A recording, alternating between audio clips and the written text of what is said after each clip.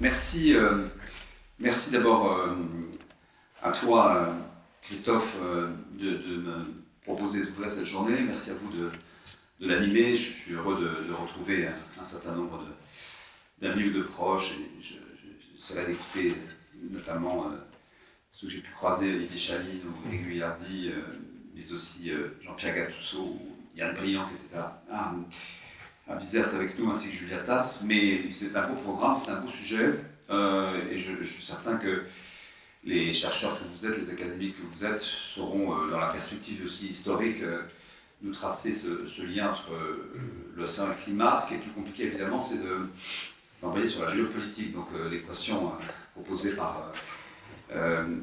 par Sorbonne Université est passionnante. Passionnante pour moi, passionnante comme diplomate, évidemment. Et diplomate auprès du président de la République qui, depuis son premier mandat, a manifesté à la fois son intérêt pour la mer et son intérêt pour les pôles. Rédacteur de la stratégie polaire, la première stratégie polaire que nous ayons écrite, j'ai pu évidemment beaucoup m'intéresser à ces questions de climat et de ces interactions entre l'océan, la cryosphère, la terre, la mer, et aussi en tant qu'envoyé spécial du président pour un certain nombre de grands événements. Je pense au One Nation Summit. Je pense à ce que nous allons organiser à la fin 2023 en Polynésie, qui est un One Planet Summit pour les îles, où on essaiera de comprendre un peu la géopolitique des îles, justement, et où les questions climatiques, évidemment, sont centrales. Et puis, évidemment, à ce privilège que nous aurons, il ne faut pas le rater, d'organiser 10 ans après la conférence climat, la COP climat en 2015, la COP 21, organiser une sorte de première grande COP océan à travers la conférence des Nations Unies pour l'océan qui donc se tiendra en juin 2025 en France. Donc ces questions de climat, d'océan, de géopolitique évidemment sont très liées, et je voudrais peut-être être très concret et tout de suite aller sur le terrain.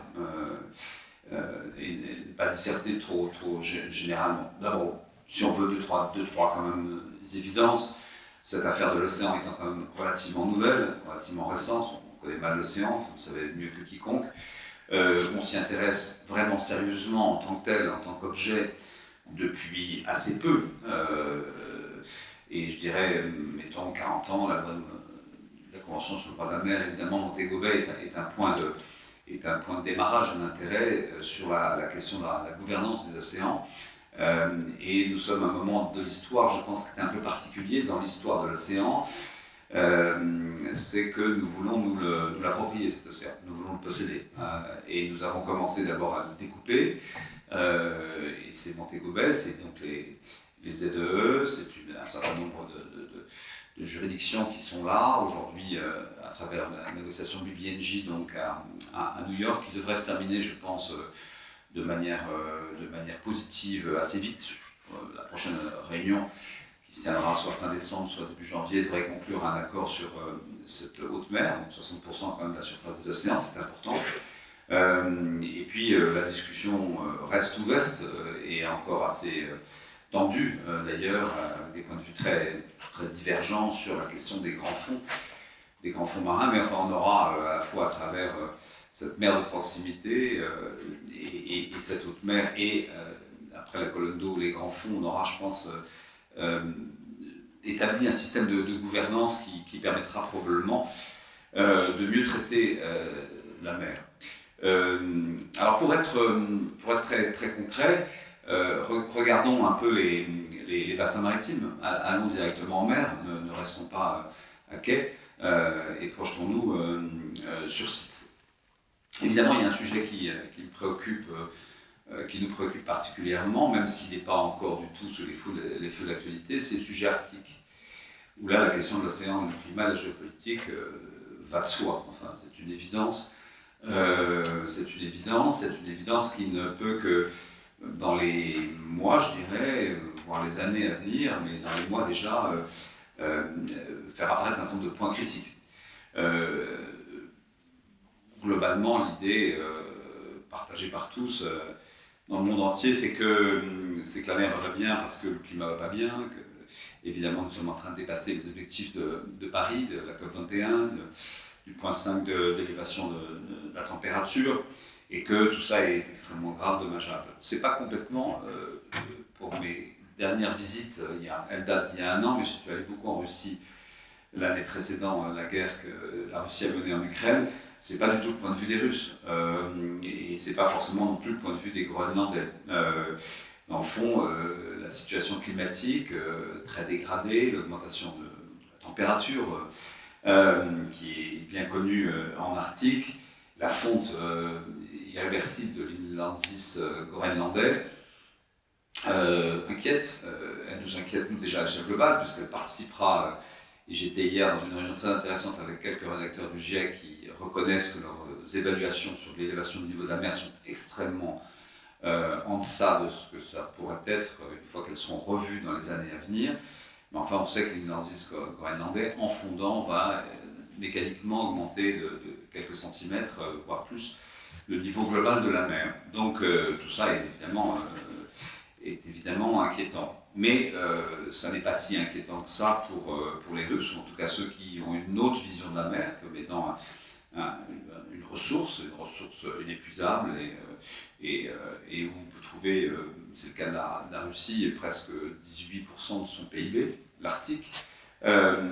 Et on voit bien qu'en Arctique, de par cette fonte de l'inlandsis groenlandais, c'est toute une perspective d'exploitation de ressources minières qui se présente.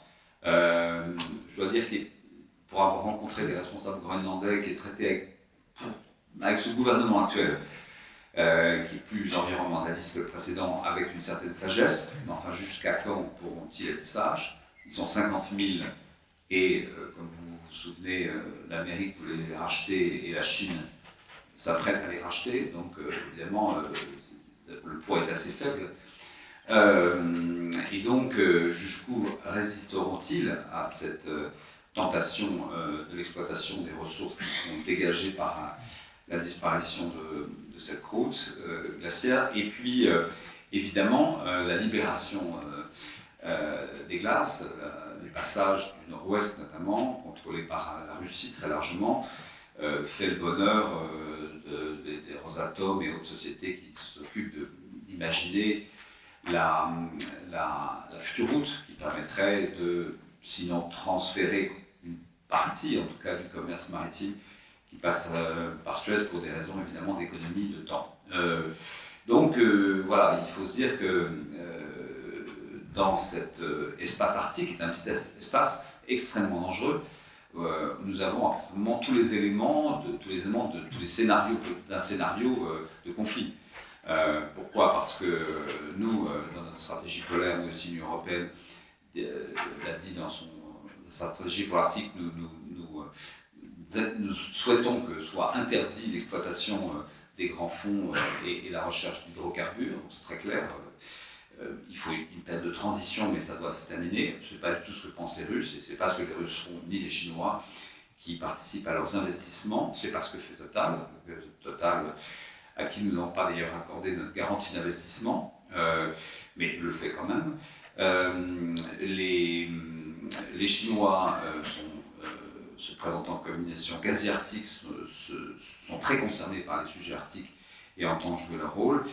Et enfin, il y a eu, à travers le ralliement des 2 autres pays européens à l'OTAN, clairement aujourd'hui un acteur qui est l'OTAN, à quoi s'ajoutent évidemment les États-Unis. Donc on a là, autour de ce lieu, qui est une sorte de balcon du dérèglement climatique, qui est le Groenland, mais plus généralement l'Arctique, on a manifestement un océan, un climat dégradé, et une géopolitique déréglée. Donc, dérèglement climatique et dérèglement géopolitique, c'est la même chose pour moi, la même chose. Et l'un va souvent avec l'autre.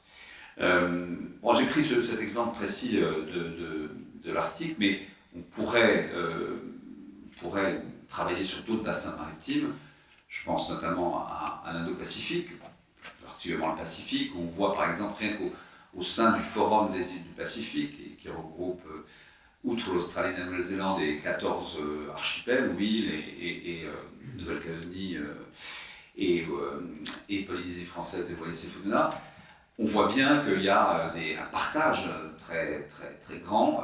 Il y a un accord sur le fait que le climat, la situation dégradée du climat les menace de manière très frontale, très immédiate, et que c'est là où les premières migrations climatiques ont commencé, mais c'est là où elles vont se développer, où on va inventer des États numériques, tuvalu.com, parce qu'ils seront submergés. Il faudra réfléchir à la manière de les faire exister juridiquement. Mais on voit bien qu'il y a aussi des fractures très, très importantes. Ils sont d'accord sur le fait que ce dérèglement climatique les frappe alors qu'ils n'en sont pas les premiers responsables, loin de là. Mais certains veulent extraire, veulent exploiter les grands fonds. C'est le cas de Nauru ou d'autres assez proches des États-Unis. D'autres s'y opposent, comme Palau ou Fidji. Globalement, en gros, il y a quand même, sur fond de ce dérèglement climatique, de cette panique généralisée, deux pays, deux empires qui s'affrontent, mais enfin légèrement pour l'instant, mais qui vont s'affronter beaucoup moins légèrement. Je ne suis pas devin, mais les stratèges qui connaissent bien le sujet, Taïwan ou d'autres, savent très bien que le choc États-Unis et Chine sera un choc violent dans cette partie du monde. Tout ça sur ce fond de cette situation climatique extrêmement dégradée. Alors, ce qui est évident, c'est que nous avons intérêt, nous, des gens un peu responsables et puissants d'équilibre, ce que ne sont pas tous les grands pays maritimes. Parmi les 5 grands pays maritimes, vous retrouvez d'ailleurs 5 membres du Conseil de sécurité. Je ne suis pas complètement certain que les États-Unis, la Chine ou la Russie soient des puissances d'équilibre maritime, loin de là, mais nous sommes, je pense avec le Royaume-Uni aussi, une de ces puissances d'équilibre qui évidemment peut avoir cette perspective globale, étant très consciente qu'aujourd'hui, c'est documenté maintenant, depuis pas très longtemps d'ailleurs, finalement, cette conscience de l'océan correspond un peu à la conscience des pôles. C'est en 1986, je pense, que les premières expéditions franco-russes, avec Jean Jouzel, ont commencé, ont permis à travers des carottages de glace de voir qu'il y avait eu cet emballement du climat au XIXe siècle, et puis on était évidemment dans une situation qui se dégradait de plus en plus. Donc cette découverte du rôle essentiel des pôles pour les équilibres climatiques est récente, de même que la conscience que l'océan était un corps fragile et menacé par tous les effets du changement climatique, mais aussi les pollutions de toute nature et d'autres éléments que vous connaissez mieux quiconque, acidification, l'élévation de la température de l'eau. Donc tout ça est assez récent et il me semble, si je devais donner quelques pistes de travail, que d'abord il faut avoir une vision, c'est le cas très largement, mais pas complètement encore, très large du sujet de l'océan, et que parler de l'océan tout seul, sans parler des pôles, sans parler des fleuves, sans parler des zones humides, ça n'a pas beaucoup de sens, je pense. Qu'il faut vraiment, je retiens ce terme que Pascal Lamy, dans la mission Starfish européenne, utilise, il faut vraiment penser l'hydrosphère dans un ensemble vraiment très large. Et pour ça, d'ailleurs, il faut que nos scientifiques, mais je crois que c'est le cas, même si, par exemple, je suis toujours frappé de voir qu'au fin fond de ma Bretagne, dans le Finistère, à Plouzané, l'Ifremer et l'IPEF sont à 100 mètres l'un de l'autre, et qu'ils mènent chacun leurs travaux. Voilà. On ne travaille pas tant que ça ensemble. Donc, moi, je recommande dans la stratégie polaire que vraiment on ait une vision globale, cryosphère, océan. Mais plus généralement, je dirais de manière beaucoup plus politique, plus ça va, plus je tourne le sujet un peu dans tous les sens, avec les visions très pessimistes qu'on peut avoir pour 2050, de la dégradation, avec, je pense, un commerce maritime qui ne va pas cesser. J'entendais hier une navigatrice souhaiter qu'on arrête de transporter les marchandises de Chine en Europe. Enfin bon, ceci est peut-être serait souhaitable, peut-être, mais enfin ça ne se fera pas. Je pense qu'on aura encore de plus en plus de transport maritime, que la décarbonation du transport maritime prend son temps, pour des tas de raisons qui sont des raisons industrielles, mais qu'il faut vraiment pousser les industriels à aller plus vite. Et que donc, c'est vrai qu'en 2050, les perspectives qu'on a pu tracer notamment à Bizerte lors d'un petit think tank sur cette idée d'une mer à 20 ou 30 ans, les perspectives ne sont pas très réjouissantes. Néanmoins, il me semble qu'il y a une clé, c'est que la communauté internationale, nous, l'Europe, en tout cas, l'Europe, on est d'accord, se mobilise pour l'idée d'une science partagée. Je pense que nous avons besoin aujourd'hui, face à ce dérèglement climatique, auquel s'ajoute ce dérèglement géopolitique majeur, dont l'Arctique est une illustration, mais il y a évidemment beaucoup d'autres endroits, y compris en Méditerranée, où ça pourrait être démontré. Il est très important que nous, Européens, nous poussions l'idée, de même qu'il y a une agence spatiale européenne. Moi, je pense qu'il faut qu'il y ait une agence européenne de la mer ou d'hydrosphère, ça n'existe pas. Il faut que la science que vous faites, pour tous les savants qui sont ici, soit partagée, et qu'elle le soit à travers des outils qui peuvent être une sorte de GIEC de l'océan, ou de l'IFBS, que pousse notamment beaucoup Françoise Gay, l'idée d'un IPOS, International Platform on Ocean Sustainable, je crois, d'avoir vraiment cet élément-là et à disposition de tous les décideurs du monde entier.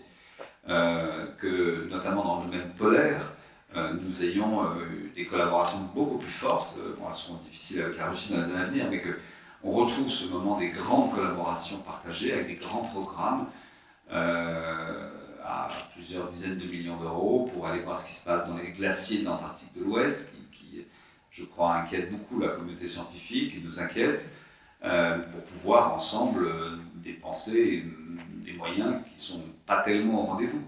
Quand on compare les moyens qui sont dédiés à l'observation de l'océan ou l'observation des pôles à ceux qui sont dédiés à l'observation de l'espace, même s'il y a évidemment tous les liens que vous connaissez très bien entre les deux sujets, mais ces moyens sont très insuffisants. Donc je pense qu'il faut que la communauté internationale, à travers un certain nombre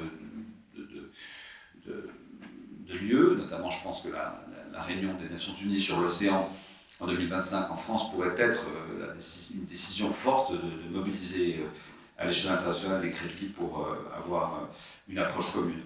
Je pense que si on fait la science ensemble, par ailleurs, on fait moins la guerre ensemble. Et que si nous retrouvons une collaboration scientifique avec les Russes, si nous travaillons avec les Chinois, pas évident, hein, mais bon, s'ils travaillent avec nous, si nous travaillons tous ensemble, ça nous évitera que les conflits terrestres se transfèrent sur l'espace maritime.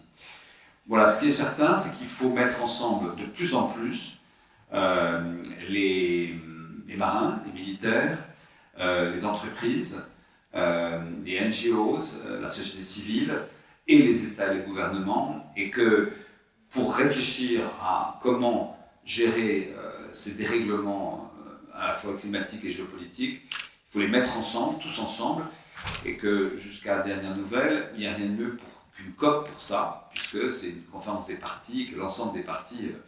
Alors c'est pas évident, parce que la COP, la conférence des Nations Unies, elle est strictement sur l'ODD 14, qu'il devrait y avoir une COP dédiée à la haute mer, et que par ailleurs, il y a une réunion annuelle sur la Convention des droits de la mer. Mais je pense qu'il faut rapprocher tous ces outils, qui sont pour beaucoup des outils onusiens, la FAO aussi sur les questions de pêche, et qu'il y ait cette grande conférence qui permette de faire bien prendre conscience à tous les décideurs politiques que l'océan nous est indispensable, que sa fragilisation qui est grande aujourd'hui mérite d'abord d'être informée, documentée, et que nous le fassions ensemble. Voilà, c'est pas complètement un vœu pieux, parce que c'est ce que nous avons, je crois, à l'échelle européenne commencé à mettre en place, avec cette idée que peut-être un jour il y aura cette agence